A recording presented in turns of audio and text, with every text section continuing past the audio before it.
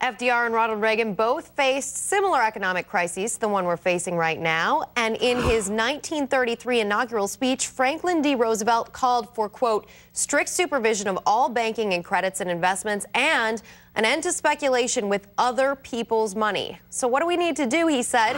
He said we need to, quote, put people to work.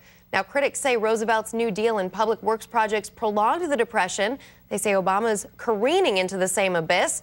And then on the other side of the spectrum, 48 years later, Ronald Reagan's approach was to dismantle entitlement programs, to cut taxes, and to reduce spending. Roosevelt versus Reagan. Who's the better role model for President Obama? Heather Boushey is senior economist at the Center for American Progress, and David Boaz is executive vice president at Cato. And Heather, I want to begin with you. I know it's Boushey. I'm sorry about that.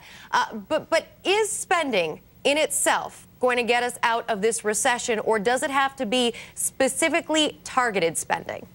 Well, what we're doing with the economic recovery package that's working its way through Congress, I think as we speak this evening, is targeted spending. It's spending that's going to create jobs in the short term and lay the foundation for long-term economic growth. But I did want to take one issue with something in your little intro there about the difference between the Reagan era and the FDR era.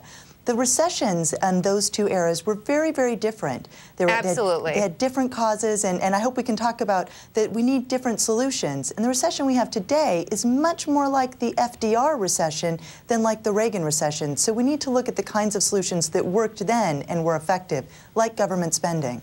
David, even though they're different, and many people would absolutely agree with Heather on that point, that they are different types of recessions, they are different types of crises. Why is going back to the Reagan plan going to work in this case?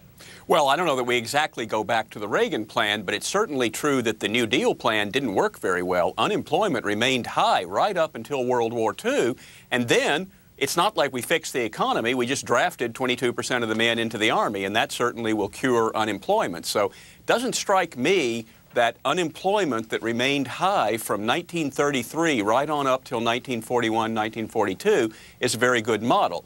The Reagan recession was obviously different, but it is the case that Reagan's Fed got control of the creation of cheap money, and Reagan cut taxes and set off what we know of as the long boom. What we're doing now by piling up these mountains of debt is just sort of making a down payment on future monetization of the debt, meaning creating cheap money, meaning we should look forward to inflation. I want to jump in a second and just I want to talk to one of the issues with the Depression, obviously, was it sufficient size? Was it sufficient speed? And that's one of the things that's being certainly a lesson learned at this point. I don't know if Heather wants to address that, but certainly I think people look back. This is very, very similar, much more similar to the Depression than it was to the recession of the early 80s.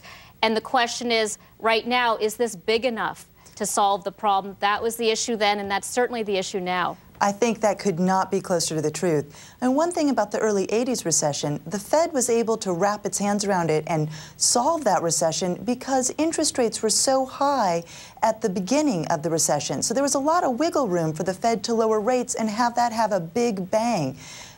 At this point in this recession, the Fed has already reduced interest rates to zero, just like in the Great Depression. Like the Great Depression, our current economy's crisis is caused by a collapse of the financial sector. And so that's the sameness of this recession versus the Great Depression, and the big difference with the Reagan recession. Very different causes, very different policy room to maneuver.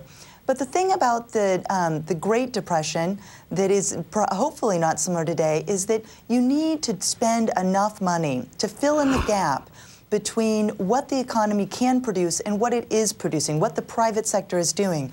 Right now we have 11.6 million people in America who are idle, who want a job but who can't find something. The private sector is not filling that void, and the point of the recovery package is to get those folks back to work, get the economy back on track so that then we can jumpstart the private sector. So I think the concern that we should be very much focused on is whether or not the package that is making its way through Congress today is indeed big enough. Hopefully it will be, but I'm very concerned that it's actually not. Let David jump in. David, answer.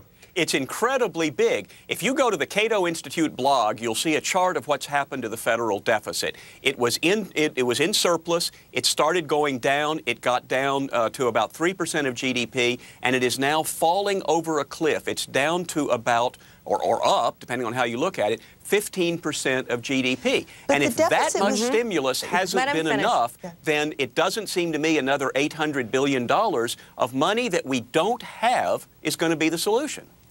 We got to end it there, guys. Really appreciate both of you being with us.